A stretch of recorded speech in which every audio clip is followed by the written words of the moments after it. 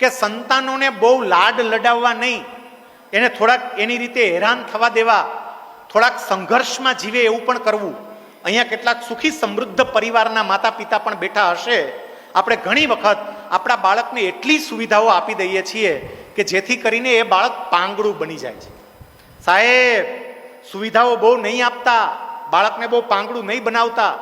એની અમુક ઉંમર એવી હોય છે કે જે ઉંમરે એ બાળકને ઘડવા માટે એને સંઘર્ષમાંથી પસાર કરવો પડે. બાજુની અંદર સુરતમાં ગોવિંદભાઈ ધોળકિયા, આપણે બધા એને ડાયમંડ કિંગ તરીકે ઓળખીએ છીએ.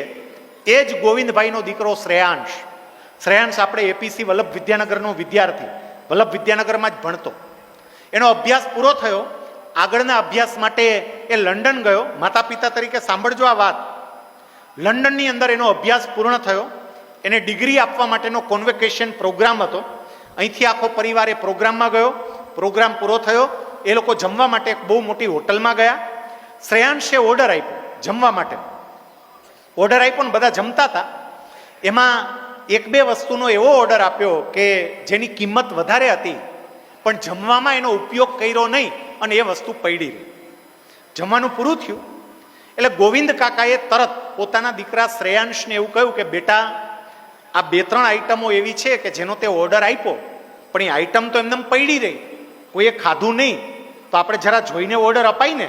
તું તો અહીંયા રહે છે, તને ખબર પડવી જોઈએ કે આ ફાવે ના ફાવે, અને એ પ્રમાણે ઓર્ડર કરાય. આની કિંમત તો જરાક જો. એ વખતે શ્રેયાંશે ગોવિંદ કાકાને એવો જવાબ આપ્યો, પપ્પા, હું ક્યાંય પણ જમવા માટે જાઉં ત્યારે મેનુમાં હંમેશા આઈટમના નામ જ વાંચું છું, ભાવ કોઈ દી વાંચતો જ નથી ને જોતો જ નથી, કોઈ દી જોતો જ નથી, આઈટમ જ જોઉં છું. ગોવિંદ કાકા કે મને એવડો મોટો ધ્રાસકો લાગ્યો કે મારી 10,000 કરોડના ટર્નઓવર વાળી કંપની મારે આને સોંપી દેવાની કે જેને પૈસાની કોઈ વેલ્યુ નથી. આવું તો ના ચાલે. પછી ઘરે આવ્યા પછી અહીંયા સુરતમાં આવ્યા અને પેલા શ્રેયાંશને બેસાડ્યો. એને બેસાડીને ગોવિંદ કાકા એવું કહ્યું, બેટા, તે પેલી જે વાત કરી હતી ને મેનુ વાળી, એ તો તું તારા બાપના પૈસા હતા એટલે ખાલી આઈટમ જોતો હતો, સામેનું નહોતો જોતો. પણ તારા પગ ઉપર ઊભો રહી 1 મહિનો જીવી બતાવ તો હું તને સાચો કહું, હું તને એક ચેલેન્જ આપું છું. ગુજરાતની બહાર નીકળી જા, ગુજરાતની બહાર જતો રહે, તારા બાપને કોઈ ન ઓળખતું હોય એવા રાજ્યમાં જા, તને કોઈ પૈસા આપવામાં નહીં આવે, તારા ક્રેડિટ કાર્ડ ડેબિટ કાર્ડ બધું જ બ્લોક, અને 1 મહિનો તારે જેવી રીતે જીવવું હોય એવી રીતે જીવ, પણ 1 મહિનો તારા પગ ઉપર જીવીને બતાવ. ઓલાએ ચેલેન્જ સ્વીકારી. દક્ષિણ ભારતના એક રાજ્યમાં ગયો.